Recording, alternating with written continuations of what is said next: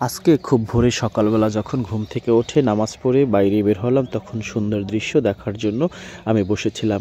সত্যি অর্থে গ্রাম বাংলার দৃশ্য অনেক সুন্দর, মন কাড়া দৃশ্য। চারিদিকে পাখির কলকাকলি এবং কৃষকদের এই যে বোরো ধান রোপণ করার দৃশ্য সত্যিই আমাকে মুগ্ধ করেছে। পৃথিবীতে যত প্রকার সৌন্দর্য, যত প্রকার মন কাড়া সৌন্দর্য দেখা যায়, সব কিছুই বিনা টাকায় ইচ্ছে করলেই দেখা যায়। তার মধ্যে অন্যতম হলো সূর্য দেখা, অর্থাৎ সূর্য উদয় এবং অস্ত দেখা চাইলেই আপনি দেখতে পারেন। তেমনি আজকের দৃশ্যটা সত্যিকার অর্থে অসাধারণ একটি দৃশ্য। একটা সময় এই জমিগুলো পতিত থাকতো, অর্থাৎ এই জমিগুলো গ্রাম বাংলার মানুষজন তেমন একটি চাষ করার সুযোগ পেত না। দক্ষিণ অঞ্চলে একমাত্র স্যালাইন ওয়াটার অর্থাৎ লবণ পানির করার কারণে এবং পানি না থাকার কারণে, কিন্তু যুগের পর যুগ সেই জায়গা থেকে মানুষজন বা অর্থাৎ গ্রামের কৃষকজন বের হয়ে আসছে, অর্থাৎ এখন তারা এই বীজ বপন করছে। আমি গ্রাম বাংলার কিছু দৃশ্য দেখার জন্য বের হয়েছিলাম। আমার কাছে দারুণ লেগেছে। গ্রাম বাংলার মেঠোপথ কার্পেটিং হয়ে গেছে, চারপাশে সবুজে ঘেরা জীবন্ত গাছ, মাঝখান থেকে বয়ে চলছে কার্পেটিং রোড। দুই পাশে গ্রাম বাংলার মানুষের বাড়িঘর। তারা নিঃসন্দেহে অনেক সুন্দর, অনেক ভালো আছে।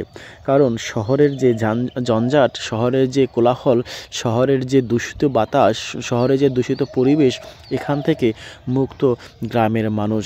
গ্রামের মানুষ নিঃসন্দেহে ভালো সময় কাটায়, ভালো জীবনযাপন করে। গ্রামের মানুষের এখন উৎপাদন এবং অর্থনৈতিক মুক্তির জন্য ব্যাপক সুবিধা রয়েছে। এখন আমি প্রকৃতি দেখার জন্য যেহেতু বের হয়েছি, আমি দেখানোর চেষ্টা করছি সূর্যটা পূর্ব দিকে লাল আভা দিয়ে উঠেছে, গ্রাম বাংলার মানুষকে আলোকিত করে দিয়েছে। এবং এই সূর্যের যে আলো আভা, এগুলো প্রকৃতির উপরে পড়ার কারণে জ্বলজ্বল করছে প্রকৃতি। গ্রামের যে মানুষের সৌন্দর্য, গ্রাম যে দূরে দূরে, সেগুলো আমি আপনাদেরকে এই ছবির মাধ্যমে, ভিডিওর মাধ্যমে দেখানোর চেষ্টা করছি।